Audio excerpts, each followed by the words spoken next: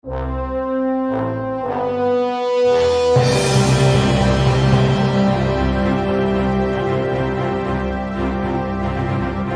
scroll media sosial, sadar nggak kalau hashtag atau tagar kabur aja dulu saat ini sedang menjadi tren. Nah, berkat tagar atau hashtag di warganet jadi spill berbagai cara kabur versi elegan.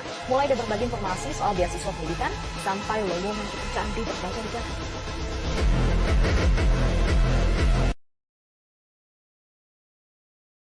Apa sih yang aku pertahankan di Indonesia? Nggak ada. Dia tuh nggak melihat masa depan di Indonesia. Dan kalau ditanya sih, mau balik apa enggak nantinya ya kayaknya nggak balik ke Indonesia.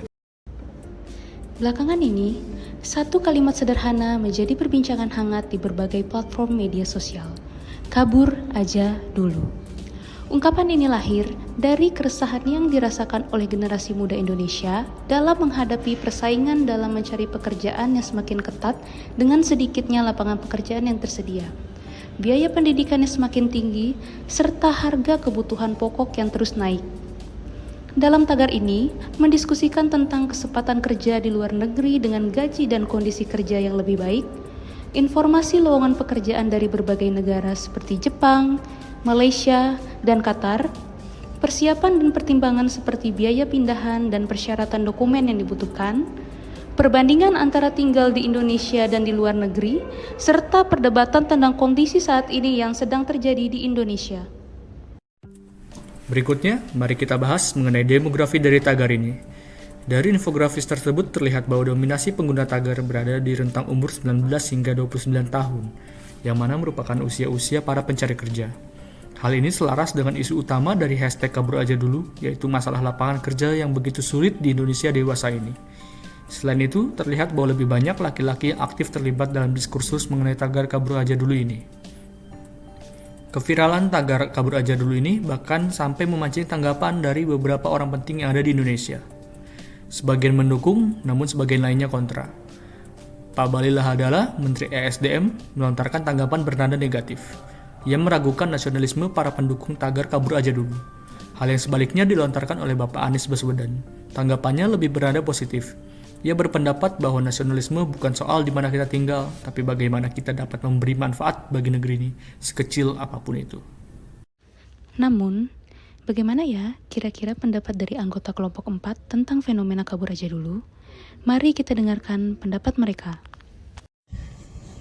Ramainya tren kabur aja dulu menunjukkan keresahan anak muda terhadap ketidakadilan sosial yang marak di hari-hari ini. Tetapi di satu sisi, kabur aja dulu bisa berarti menyerah, melarikan diri tanpa solusi, membiarkan apatisme tumbuh, dan akhirnya menjauhkan kita dari perubahan yang nyata. Namun tren ini juga bisa dibaca sebagai bentuk kritik yang kreatif. Kabur bukan sekedar lari, tetapi jeda dari ruang untuk bernafas, melihat masalah lebih jernih, dan menemukan jalan baru. Dari keresahan itu bisa lahir gerakan yang lebih menyatukan suara anak muda untuk perubahan. Pada akhirnya tren ini bisa menjadi cermin apakah kita memilih kabur selamanya atau kembali dengan energi baru untuk memperbaiki keadaan. Yang penting jangan biarkan tren ini berhenti di media sosial saja, kemudian diubah keresahan itu menjadi tindakan nyata dan perubahan serta solusi-solusi yang lebih baik. Terima kasih.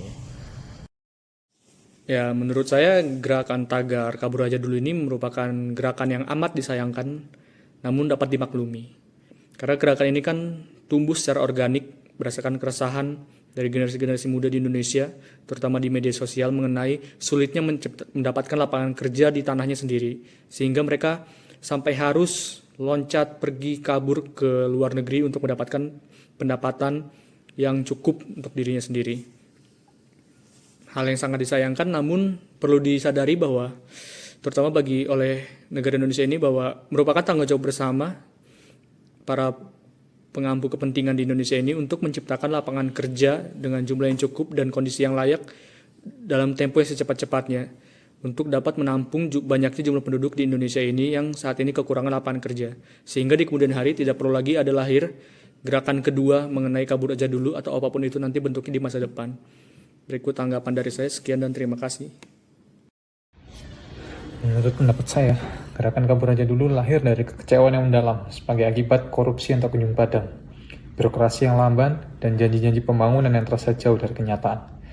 Bagi sebagian orang, nasionalisme bukan sekedar berdiri tegak saat lagu kebangsaan berkumandang. Nasionalisme adalah keberanian untuk jujur, bahwa mencintai Indonesia terkadang berarti menjauh darinya demi menjaga suatu harapan. Menurut saya, mereka bukanlah seorang pengkhianat, melainkan pengamat yang kritis. Mereka tidak lari dari tanggung jawab, tetapi menunda partisipasi sampai sistemnya layak untuk diperjuangkan.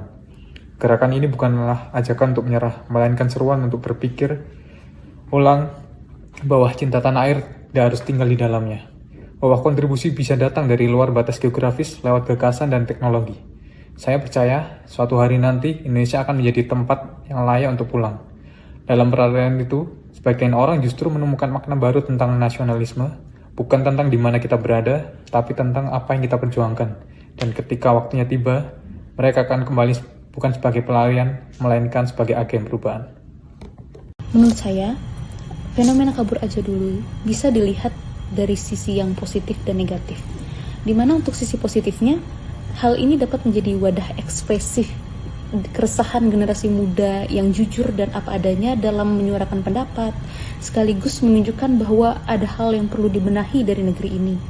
Namun di sisi lain, hal ini juga dapat menyebabkan dampak negatif untuk negara kita, di mana berpotensi mendorong terjadinya brain drain, yaitu ketika anak muda yang pintar, yang cerdas dan berprestasi memilih untuk pergi dan berkarir di luar negeri daripada membangun negaranya sendiri.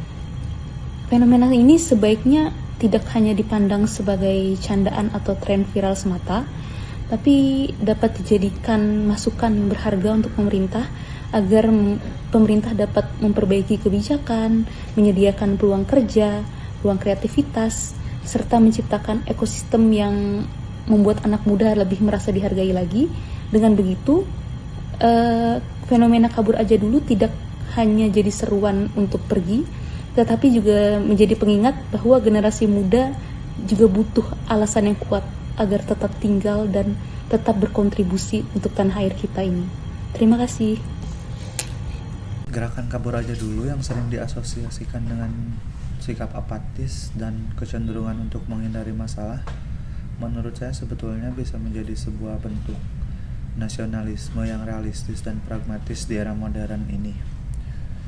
Oleh karena itu, saya menolak sebuah pandangan yang menyamakan atau menyebut gerakan ini sebagai pengkhianatan atau ketidakpedulian terhadap bangsa dan negara. Justru sebaliknya, saya melihat bahwa